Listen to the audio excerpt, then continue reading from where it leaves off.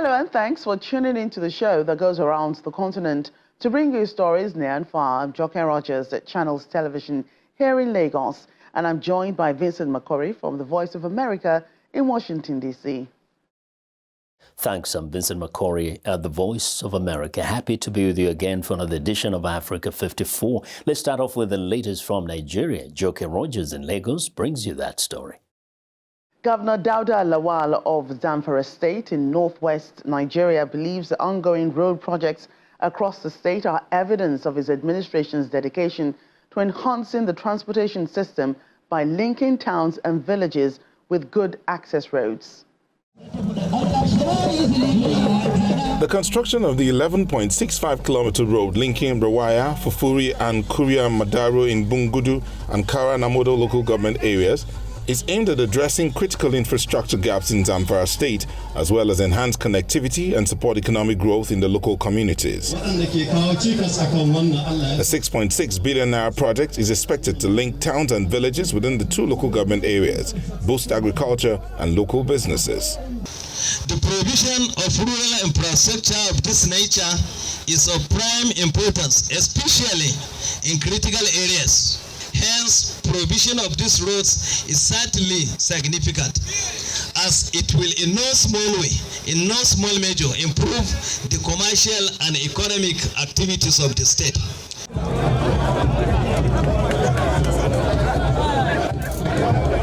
Governor Dauda Lawal performed the flag-off ceremony in Rawaya community and explains that the project is part of his administration's broader agenda to improve transportation, boost local economies, and address security challenges. This project is a testament to our administration commitment to improving our transportation system by connecting our towns and villages with access roads.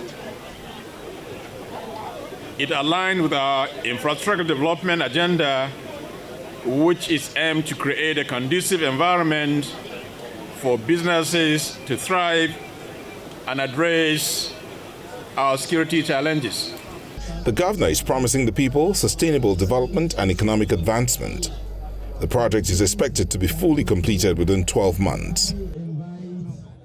Joining us to discuss ongoing road projects linking towns and villages in Zamfara State is the Commissioner for Project Monitoring and Implementation, Mr. Naziru Ibrahim. Glad to have you today on Africa 54. Thank you very much. So what inspired the decision to prioritize road construction in these two specific local government areas? Madam, if you observe that the whole of the states, not only local government in particular, we have a serious infrastructural gap. I think since when the state was created, more than 20 years ago, even the capital also itself, when this administration took over, we hardly have any road that is up to 300 meters without potholes. One of the major campaign promises of His Excellency, the Executive Governor, Dr. Dauda Lawal, to ensure that he will work tirelessly to see that he has bridged the infrastructure gap we have. The local government you are talking about the road that we have, where he has awarded just last week from Gusau to Rawaya, which is part of Bungudu local government. But even before that contract was awarded, His Excellency has come up with a whole package program that we call Urban Renewal Program. In this Urban Renewal Program, if you have been in Gusau, you see that existing roads have been completed, have been totally renovated, or they are undergoing renovation. The state of the road is very bad, and that's why His Excellency recently awarded the contract for the construction of this road from Gusau to Rawaya. And can you elaborate? Yeah, I can hear you. Can you elaborate on the construction plans and timelines for the 11.65-kilometer roads, including those technologies being used to ensure durability and sustainability? Yeah, if you observe most of the roads that we are constructing all over the state, is mostly is a rigid underpavement imposed road. It's a road that will last test of time. It's a standard road in comparison with whatever you have anywhere else, maybe in Abuja. You see all the roads, all the construction companies that will give this type of contract is a major construction companies that deliver qualitative projects, which would ensure that we have get the value of our money. And this road is inclusive, also does not leave out. It makes all the specification of the road that we are constructing here in the capital. And the contract is going to last for only 6 months, inshallah, because it's very important we have this road, because we are expecting that the airport construction also will finish around the next 7 months. And that road also, because it's the railway town not far away from the airport, to serve as to complement the effort of that we are doing to put finishing touches to the airport, because we know that we're expecting so many communities to be able to settle and provide any layout so that we can be able to open the city. That is one of the significance of building these roads. And how is it going to impact on the communities that are expected to benefit from these road projects? Yeah, you see, if you know railway very well, you know that there are so many people that reside in that areas. They have a very big population, and even apart from railway itself, there are some nearest villages. In fact, that is, I think that road is almost close to another local government, far from Guinea itself. It's not far away from Equatorial local government. It's not far away from even Benue Magaji. So there are so many communities that are going to benefit from this road, because there are so many people that are living in that area. So it will ease a lot of things. It will improve trade, because so many agricultural products used to come from that area.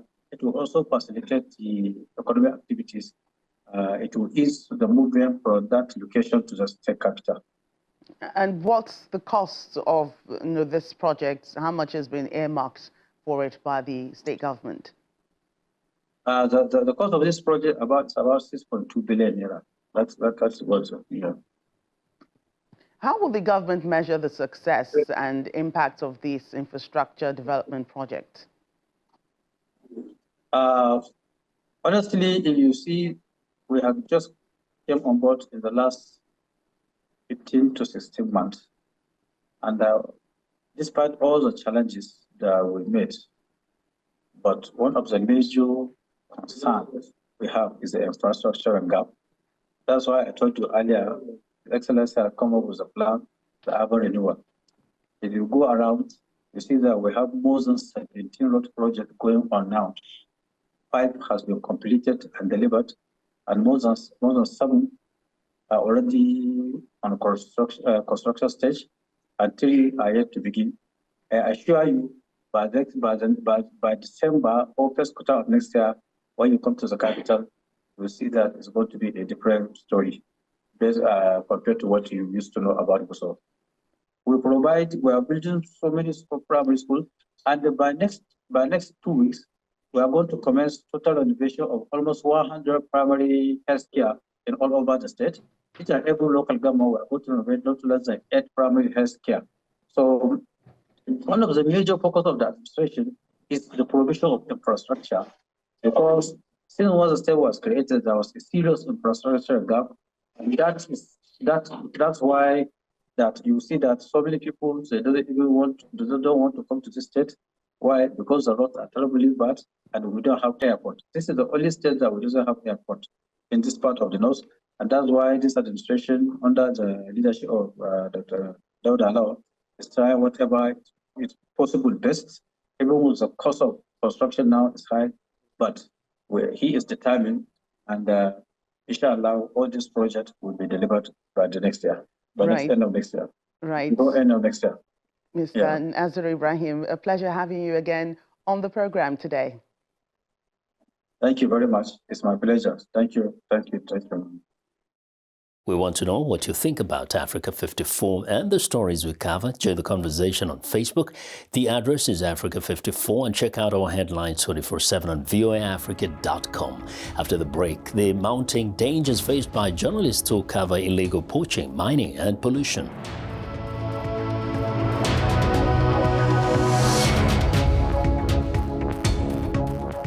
Welcome back to Africa 54. I'm Vincent McCory in Washington. Violence against reporters covering environmental issues is trending upwards, according to the UNESCO and media advocates. For VOA News, Robin Guess reports.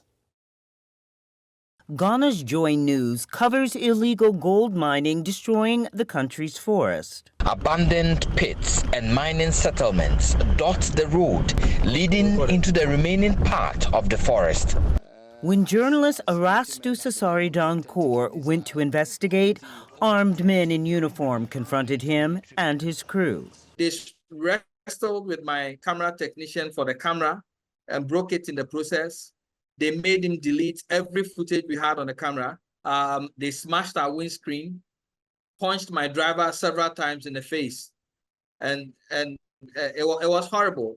Ghana's 2022 Journalist of the Year, Asare Dankour, documents the environmental cost of illegal gold mining. His stories expose the connections of illegal mining to the spread of disease, deforestation, and widespread pollution in rivers and streams. The International Federation of Journalists finds reporting on poaching, illegal mining, and illegal logging is hazardous across Africa, but legal mining is also problematic. Journalists who report on the activities of these big corporations are seriously threatened. They are seriously threatened, and they are not actually allowed to report on such activities, especially when it concerns environmental degradation. Tomasi says environmental journalists face attacks, detention, and arrest. And in Africa, he adds, dangers exist in every nation with valuable and exploitable resources. They are subjected to serious threats, which actually force them to abandon the line of thought or the reports that they are engaging. In its May report, Press and Planet in Danger, UNESCO finds 749 journalists and media outlets attacked globally from 2009 to 2023, and 44 reporters slain for their environmental coverage. It shows it's a planetary problem. Journalists were trying to uncover corruption or whatever related to environmental issues. They are being attacked everywhere.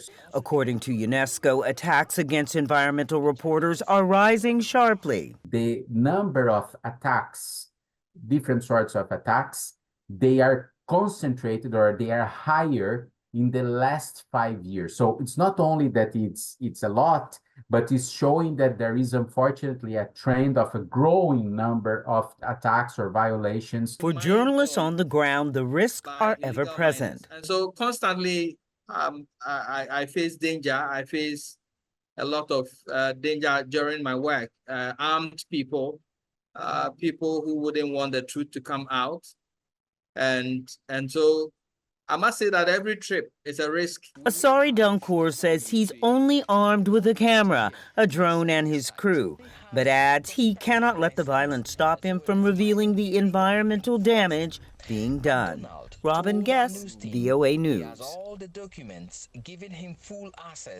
Nigeria's President Bola Tinubu and his counterpart from Equatorial Guinea, President Teodoro Obiang Mbasogo, have signed a landmark agreement on the Gulf of Guinea pipeline project, paving the way for increased economic cooperation and development between the two nations.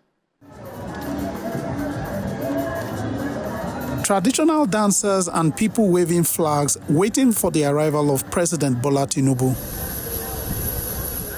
Immediately he arrives, he's received by the Prime Minister of Equatorial Guinea, Mrs. Manuela Roca Bote.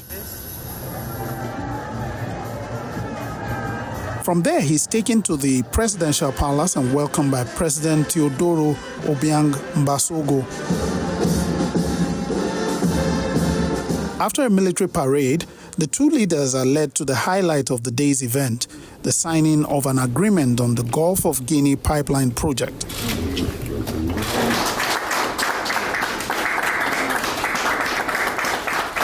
Nigeria's Minister of Foreign Affairs, Ambassador Yusuf Togar, and his counterpart also signed the agreement.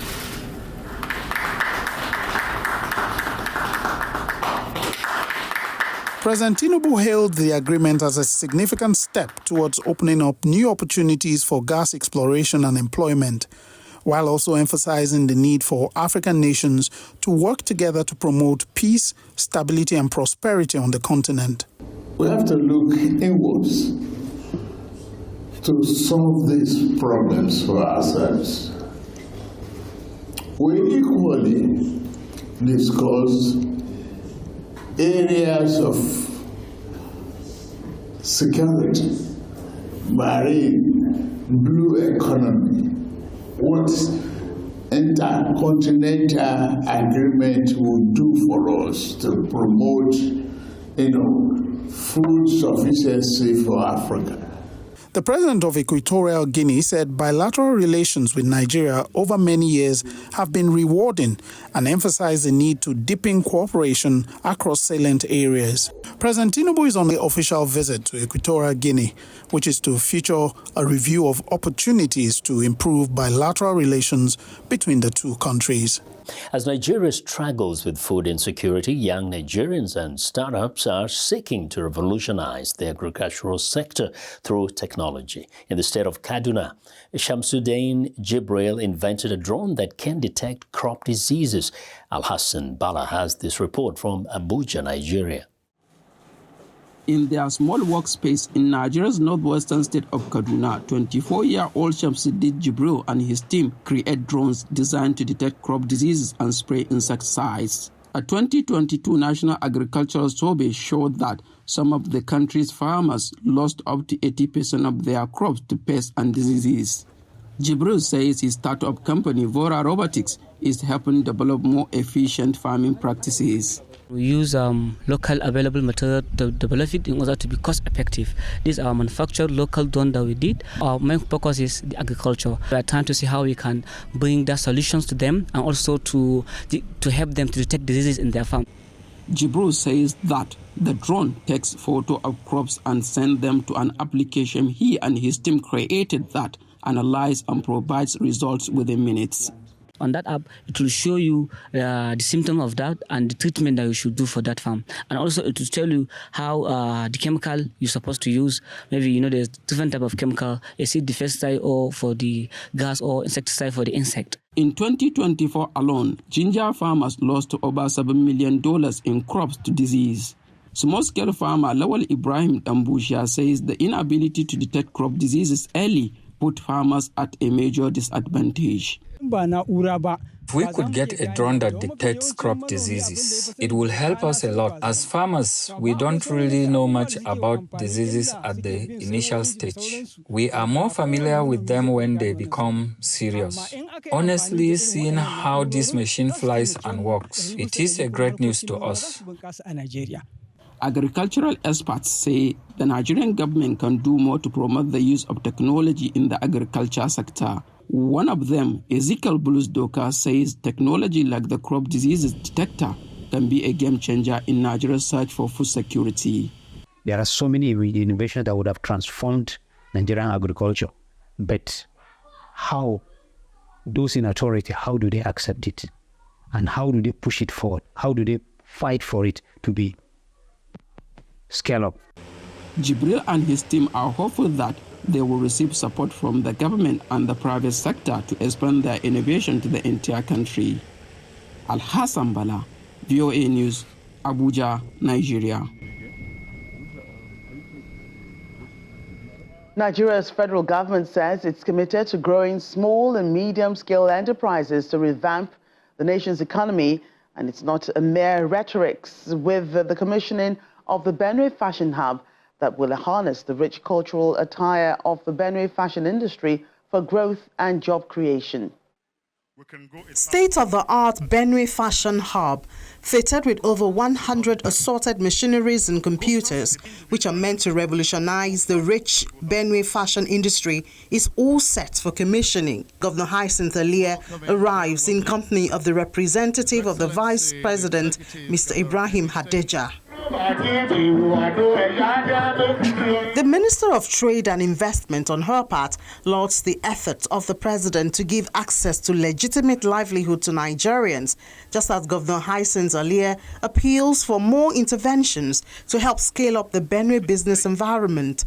It is with profound humility that I extend my appreciation to your office, to the SSA on job creation and entrepreneurship, for his exemplary and for your exemplary determination and leadership. As we commission this facility today, I am confident that it will serve as catalysts for growth and development. The representative of the Vice President says the commissioning of the fashion hub is a testament to the current administration's commitment to the Nigerian economy. The Benue Fashion and ICT Hub, along with other hubs and shared facilities established across the nation, represents a federal government intervention designed to foster a conducive business and regulatory environment for MSMEs in Nigeria to thrive and prosper. He then commissions the Benue Fashion Hub with a tour of the facilities before leaving for the Benue Publishing and Printing Company to commission the facility where all government printing projects are now being done. A community of breastfeeding women in Uganda is helping mothers who are struggling not just to feed their newborn babies, but to keep them alive. Halima Thumani and Mukasa Francis report from Uganda's capital, Kampala.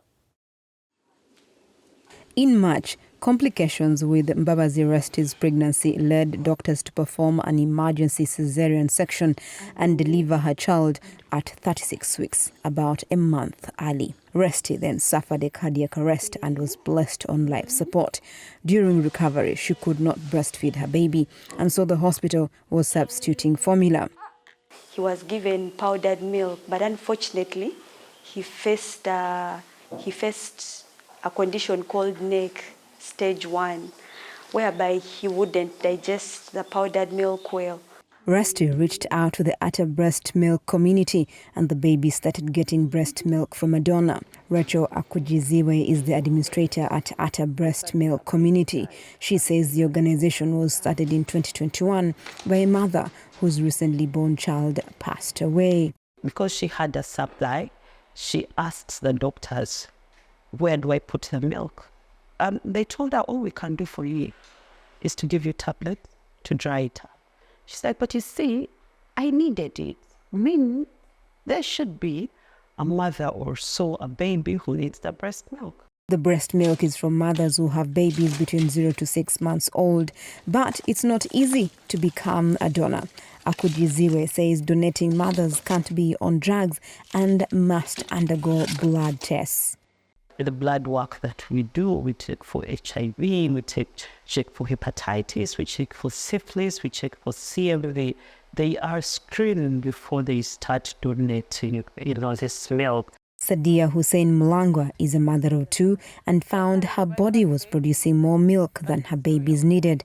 That is how she learned about the breast milk community and says she is a committed donor. The fulfillment that I will get from this, knowing that I'm saving a life somewhere or giving better health or just a better living to a helpless child. I'm like, what bigger sadaka is there than that, really? The Atta breast milk community says they have helped over 500 babies over the past 3 years, providing 800 liters of milk from close to 150 donors. Halima Othmani, VOA News, Kampala, Uganda. Well, that's our show for today. You can find all the continent's top news and world news online at voaafrica.com. Check it out. I'm Vincent McCory in Washington. Channels Television has our last word. We look forward to bringing you another show next week. Do remember that channelstv.com is your source for news and other programming. I'm Joker Rogers. Thanks for watching and goodbye.